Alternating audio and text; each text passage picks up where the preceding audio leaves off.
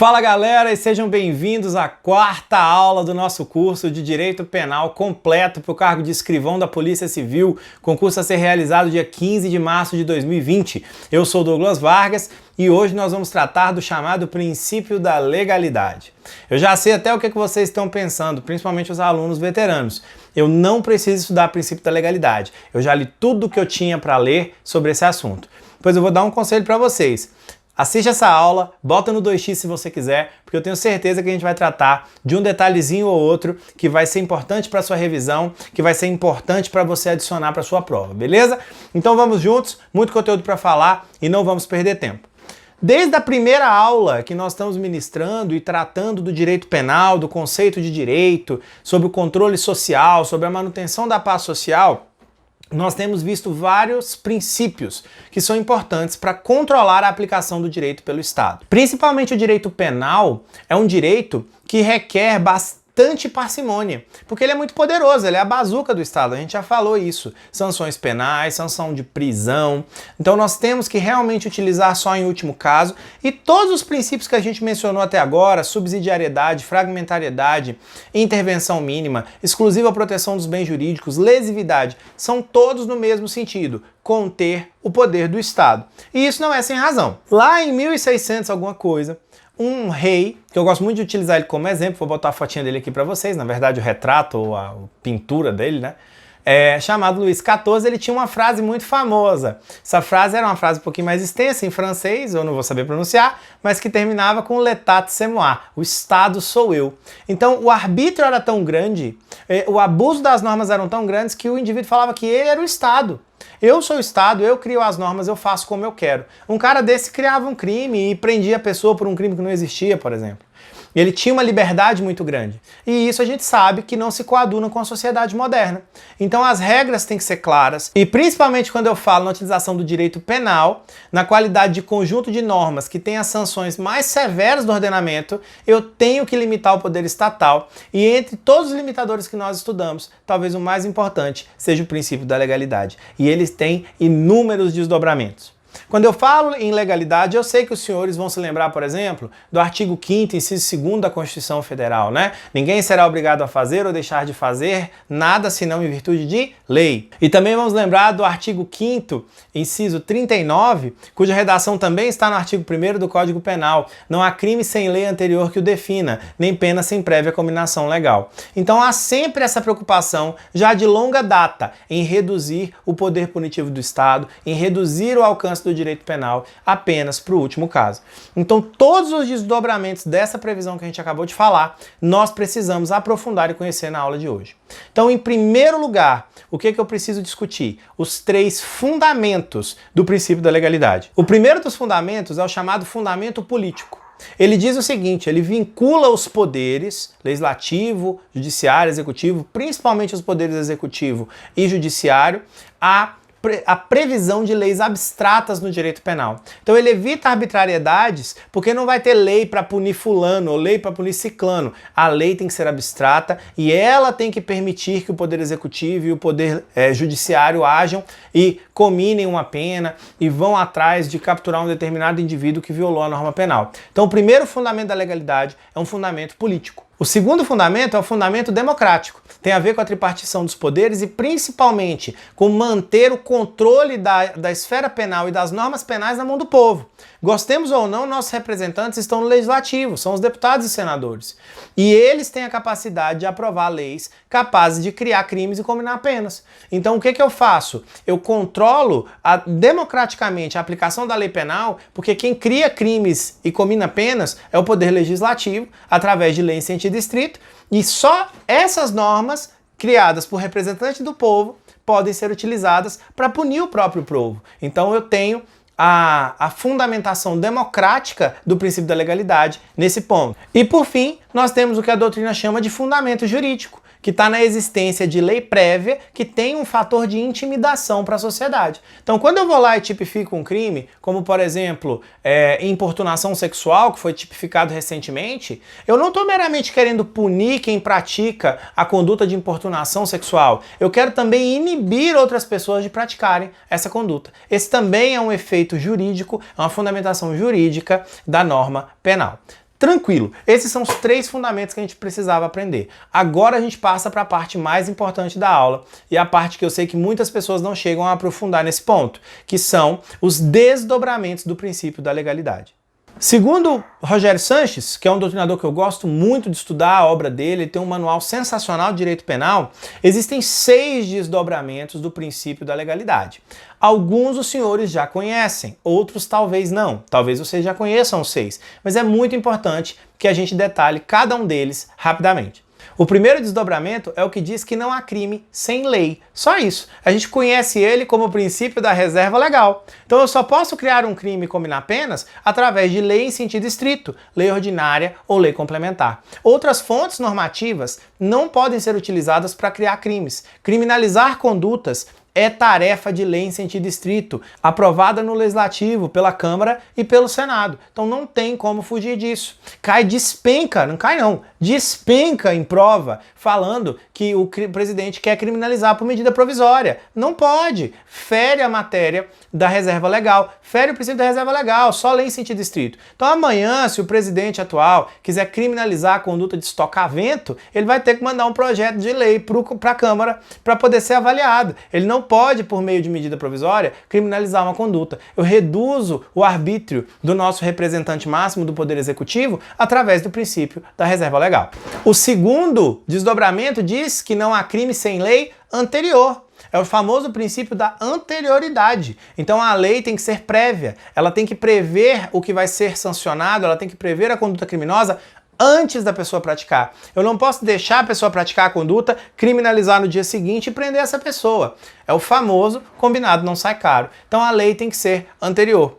Um dos pontos interessantes é que, por exemplo, no Código Penal Militar, artigo 3º, que eu vou colocar aqui para você agora, você vai verificar que nós falamos da prevalência da medida de segurança combinada à época do julgamento sobre a medida de segurança que valia na época da conduta. O STF já se manifestou e falou, essa norma não está recepcionada pela Constituição, porque se eu faço prevalecer uma medida da época do julgamento, uma medida posterior a algo que o indivíduo praticou antes, eu estou ferindo o princípio da legalidade na figura da anterioridade. O terceiro ponto é a necessidade de lei escrita. E aí quando eu falo isso parece um pouco bobo. Ah, mas lei escrita, a lei não é escrita? Sim, a gente sabe disso. Lei ordinária, lei complementar, escrita, aprovada pelo Congresso Nacional. Mas aqui, na verdade, o que a doutrina quer dizer é que eu não posso ter a criminalização através dos costumes, do chamado direito consuetudinário. O direito consuetudinário, ele é um pouco abstrato para o brasileiro porque ele não é comum no nosso país, diferentemente do que acontece em alguns países da Europa. Mas o que acontece por lá, e aqui nós temos alguns resquícios de direito consuetudinário. Eu tenho um costume social, a população pratica tanto aquele comportamento que ele se torna um balizador das decisões do Estado. Ou seja, o juiz pode julgar com base num costume. E isso existe. Aí você me diz, professor, tem como você me dar um exemplo, porque eu não estou conseguindo abstrair isso? Com certeza. Se você já deu um cheque pré-datado, você já fez uso de direito consuetudinário. Não existe nenhuma norma escrita no Código Civil ou na regulação bancária brasileira que diga que a gente tem cheque pré-datado. O cheque é um instrumento monetário à vista. Se eu chegar com o cheque pré-datado na boca do caixa, o caixa tem que compensar, porque o cheque é como se fosse dinheiro, um dinheiro escrito e assinado, mas é dinheiro. Não existe essa questão de jogar o cheque para uma data futura.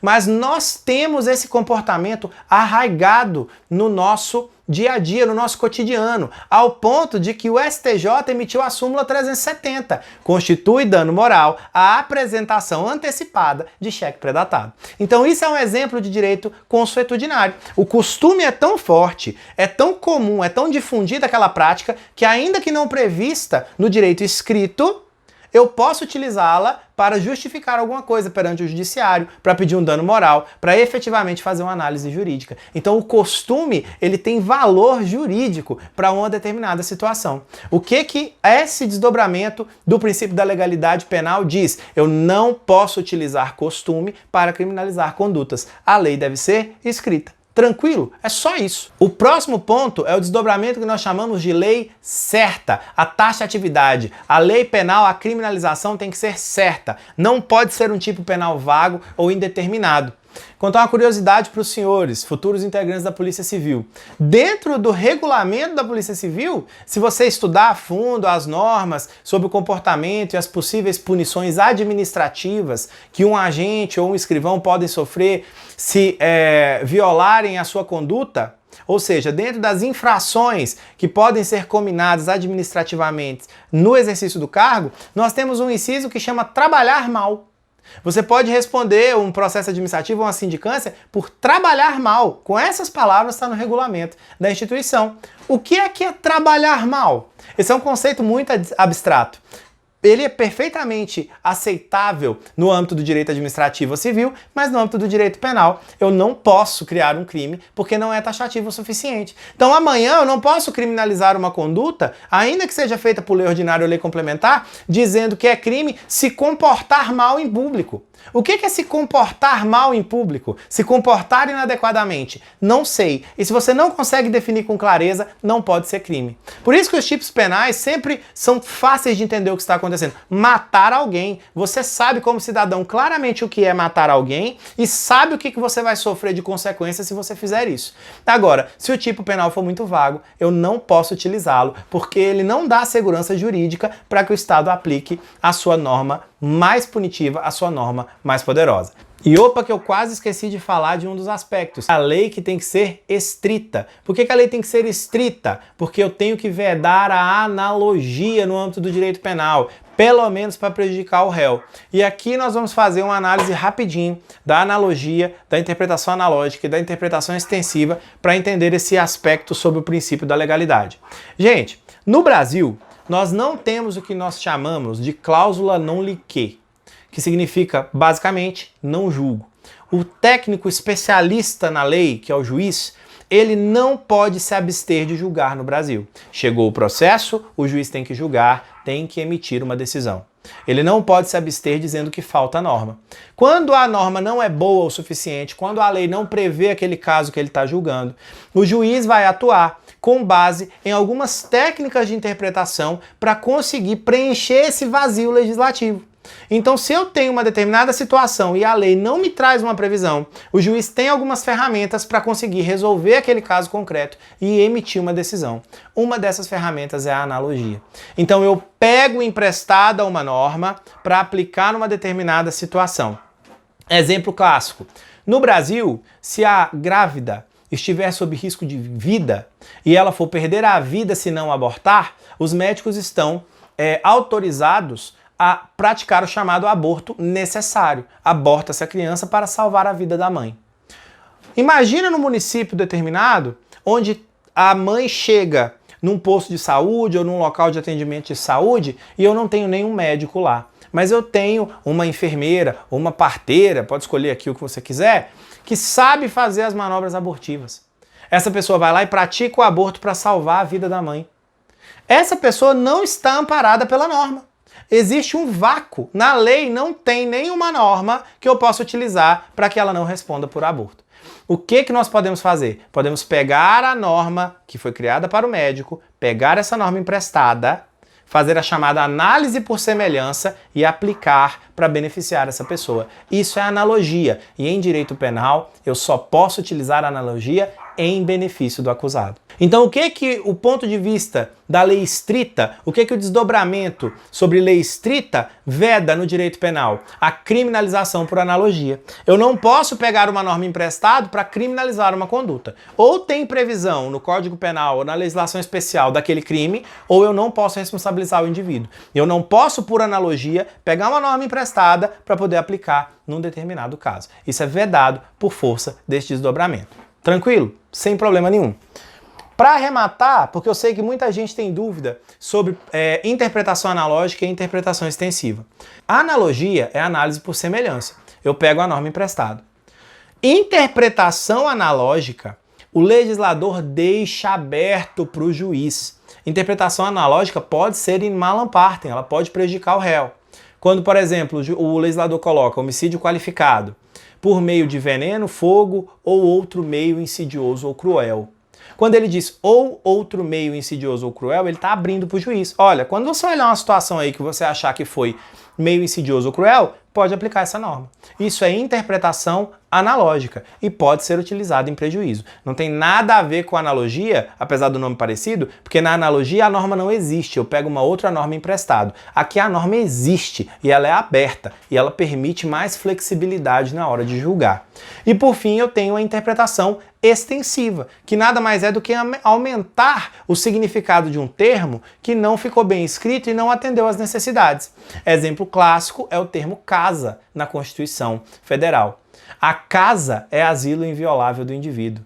Então o meu apartamento não é, porque apartamento não é casa. Então eu preciso ampliar o significado do termo casa para abranger a inviolabilidade de domicílio ao meu apartamento e aos demais tipos de habitação que o brasileiro usa. Isso é interpretação extensiva. Então, de quebra aqui já matamos a diferença entre analogia, interpretação extensiva e interpretação analógica. E por fim, o sexto desdobramento é que eu preciso de lei necessária. Aqui é o mais simples, porque a gente já teve aula sobre intervenção mínima. A lei penal, quando eu vou criminalizar uma conduta, isso tem que ser necessário. Eu não vou criminalizar à torta e à direita. Então é um verdadeiro desdobramento do princípio da intervenção mínima. A lei penal deve ser sempre necessária. Bom, pessoal, uma vez analisados esses pontos, a gente passa sobre os dois prismas que eu posso analisar o princípio da legalidade. Eu tenho o prisma formal e o prisma material.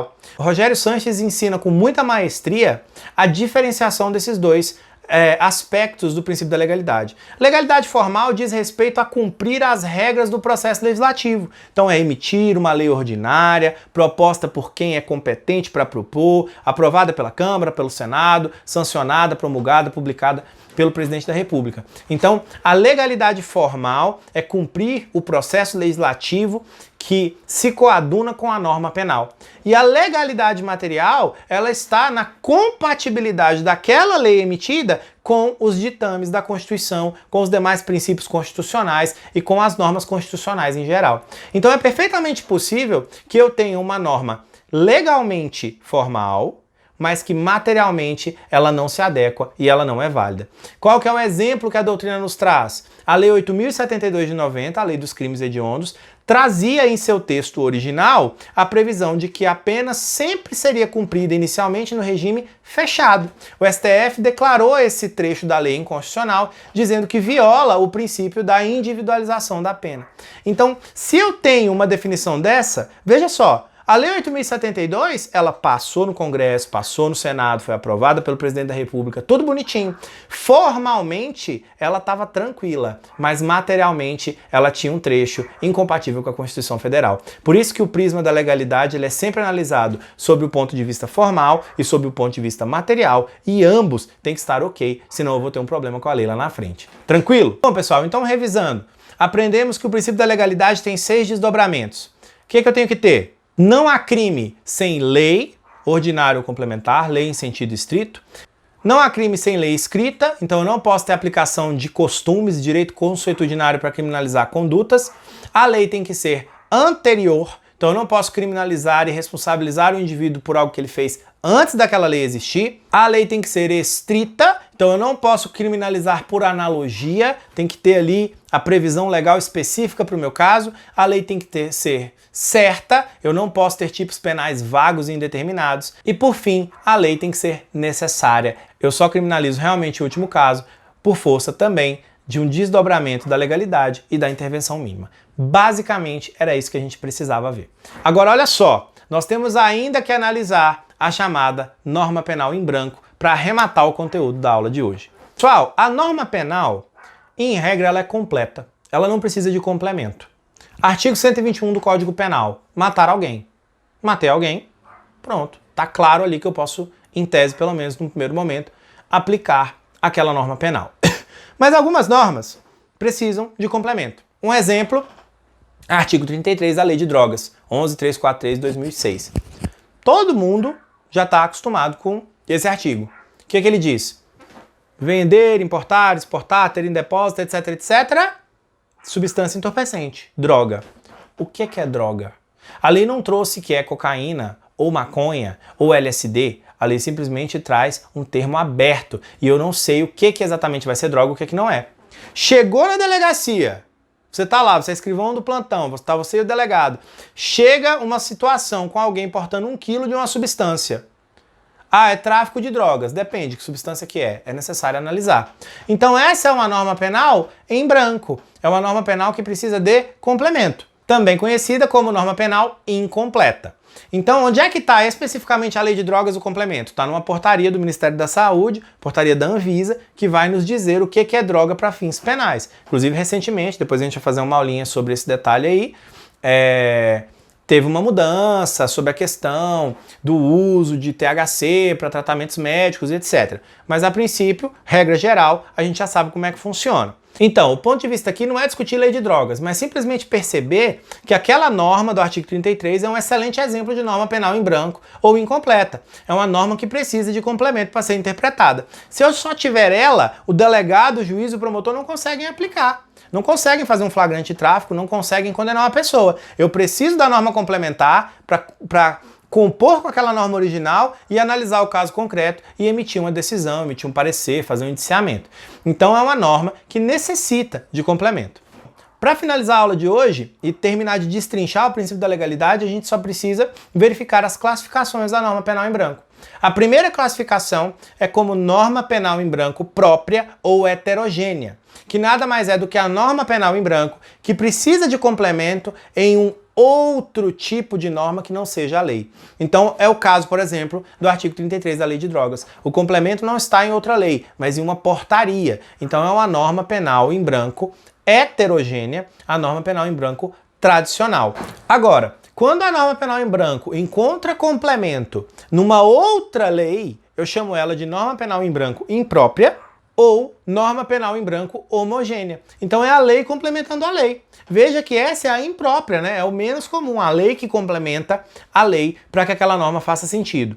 E aqui é que vem a parte que confunde o pessoal, porque eu tenho a norma penal em branco homogênea heterovitelina e a norma penal em branco homogênea homovitelina. Agora eu compliquei, né? Mas fica tranquilo que não tem segredo não. É só uma questão de memorizar os nomes. Eu vou dizer que a norma é homovitelina quando ela integra a mesma estrutura normativa. Ou seja, a lei é complementada por uma lei, mas é complementada na mesma estrutura normativa. Então ela é homovitelina. Então, por exemplo, quando eu tenho lá o artigo 312 do Código Penal, que traz conduta praticada por funcionário público, eu tenho o próprio artigo 327 do Código Penal, na mesma estrutura normativa, dizendo o que é funcionário público. A norma é norma penal em branco, precisa de complemento, o complemento está na lei e está inclusive na mesma estrutura normativa. Foi do artigo 312 para o 327, então tá tranquilo. Eu tenho uma norma penal em branco homogênea, homovitelina. Agora, eu posso ter uma norma penal em branco homogênea heterovitelina. Ela vai encontrar complemento na lei, mas vai ser em outra estrutura normativa. Então, por exemplo, artigo 236 do Código Penal, complementado pelo Código Civil, artigo 1521.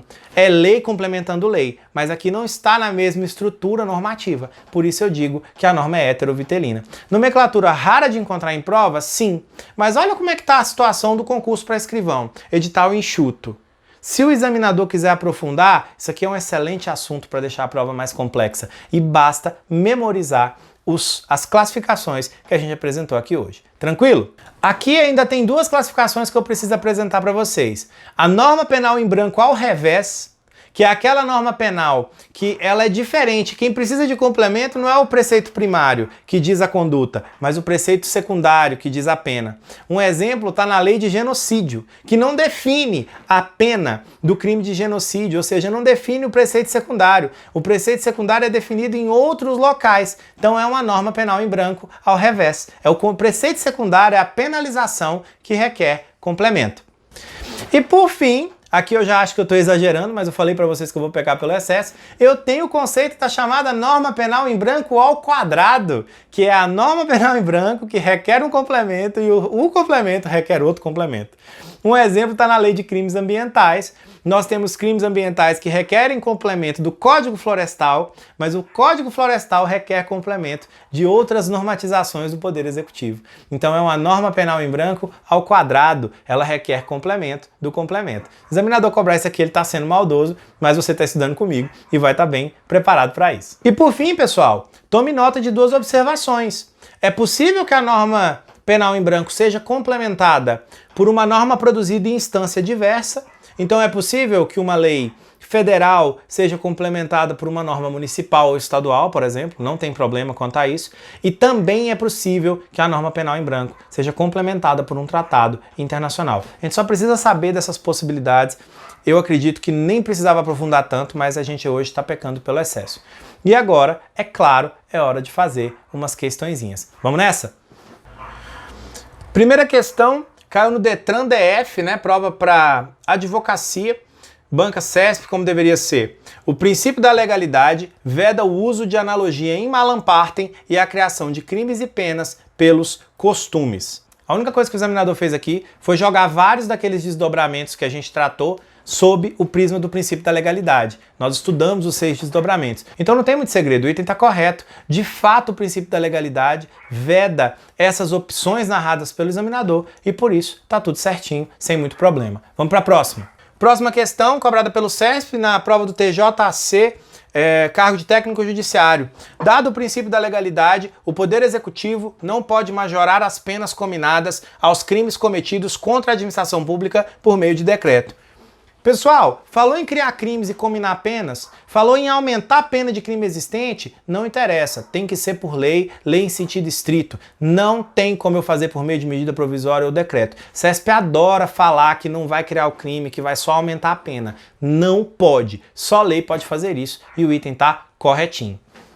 O princípio da legalidade é parâmetro fixador do conteúdo das normas penais incriminadoras, ou seja, os tipos penais de tal natureza somente podem ser criados por meio de lei em sentido estrito. Mais uma questão certinha, mais uma vez a gente vê como esse assunto despenca sempre mais ou menos da mesma forma e como a gente foi até a teoria necessária para responder. Questão que caiu na prova da PRF em 2013, para o cargo de policial rodoviário federal. Tive orgulho de fazer essa prova, de ter sido aprovado. Tive orgulho de participar do curso de formação, muito embora eu não tenha entrado para a instituição. Então você vê, é um pouquinho um pedacinho do meu passado para compartilhar com vocês, né? E uma questão que a gente continua tratando dos assuntos sobre ela, porque mexe e vira esse tipo de tópico, cai na prova pra gente. Tranquilo? Vamos em frente. Próxima questão caiu para o TJSE, cargo de técnico CESP, também 1 ano depois da prova da PRF. É legítima a criação de tipos penais por meio de decreto. Pessoal, o item incorreto, a gente já sabe, criação de tipo penal, só lei em sentido estrito, lei ordinária e lei complementar. Não tem o que adicionar, não cabe, pronto. Veja que entra ano e sai ano, a questão volta. A questão volta porque o pessoal erra. Então, fica atento, questão mais simples, só a gente memorizar o que foi visto na aula de hoje, que a gente ganha um pontinho importante na nossa prova, se a gente se deparar com um item assim. Próxima prova foi de 2018 do CESP, cargo de delegado. Olha isso, Polícia Civil de Sergipe. Em razão do princípio da legalidade penal, a tipificação de conduta como crime deve ser feita por lei em sentido material, não se exigindo em regra a lei em sentido formal. Bom, pessoal, olha só, 2018 e retorna o tópico legalidade, um dos favoritos da banca, e dessa vez tentando te confundir e te deixar mais inseguro. Como nós falamos, tanto o aspecto formal tem que ser respeitado, devido ao processo legal, tem que passar pela Câmara, pelo Senado, passar por todo o processo legislativo, quanto o aspecto material, na figura da compatibilidade com a Constituição Federal. O item está incorreto, não basta só um dos aspectos, os dois são necessários. E para arrematar, vamos com uma questão que foi cobrada para o cargo de agente penitenciário, né? Também pelo CESP, que trata da questão da norma penal em branco. Dizia o seguinte: de acordo com a legislação que tipifica o tráfico ilícito e o uso indevido de drogas, são consideradas entorpecentes aquelas capazes de produzir dependência física ou psíquica, constantes nas relações publicadas em conjunto com a lei específica, por esta constituir norma penal em branco. De fato, a norma precisa de complemento. Falamos aqui que as tipificações de tráfico são, de fato, norma penal em branco, né, complementada pela portaria da Anvisa ou do Ministério da Saúde. Então, não tem muito problema, tá certo. É só conhecer o conceito de norma penal em branco, ter estudado o delito de tráfico de entorpecentes que você acerta essa questão com muita tranquilidade. Era isso. Olha essa aula de hoje, falamos de legalidade, falamos dos seus fundamentos, falamos do aspecto formal e material, falamos dos 6 desdobramentos do princípio da legalidade, resolvemos questão até para o cargo de delegado, falamos de interpretação analógica, analogia, interpretação extensiva e das classificações da norma penal em branco. Destrinchamos o princípio da legalidade. A aula ficou extensa, vai dar um trabalho danado para editar, mas não tem problema. Eu quero que vocês fiquem bem preparados, que não chegue nada para surpreender os senhores nessa prova no dia 15 de março. Foi uma satisfação estar aqui mais uma vez, espero conseguir publicar esse vídeo o mais rápido possível, conto com vocês compartilhando, dando likes. Nos últimos 48 horas nós ganhamos mais de 100 inscritos no canal, então eu queria deixar aqui o meu muito obrigado a vocês, significa muito. Vocês acham que clicar num inscrever, clicar num curtir, é besteira, toma 1, 2 segundos de vocês, mas faz muita diferença para nós, para fazer o canal crescer, para alcançar mais gente. Então eu agradeço todo mundo que está participando, que está comentando, que está me ajudando a dar tração para esse projeto. Vamos continuar trabalhando juntos, eu vou continuar me dedicando para trazer para vocês o melhor conteúdo que eu puder até a data dessa prova. Foi uma satisfação e eu vejo vocês no próximo vídeo.